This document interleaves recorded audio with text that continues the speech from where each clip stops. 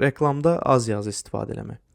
Bax, illərdir posteri hazırlayıram və müştərilərdən mənə gələn mətn, tekst həmişə bir postun üstünə yazıla biləcəkdən qat-qat çox olub.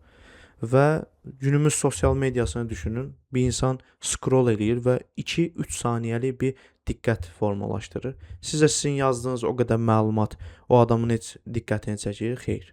Heç vecinə də olmur, bəzən keçir gedir. Necə diqqət yaratmaq olar və fikrimizi necə ifadə edə bilərik? Məncə bir reklam, bir dizayn 2 cümlə ilə ifadə olunmağı bacarmalıdır. Hətta bəzən 1.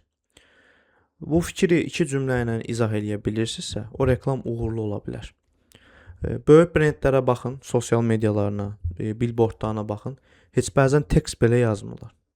Yəni siz o adamlar bilmir ora tekst yazmağı. Təbii ki, bilirlər.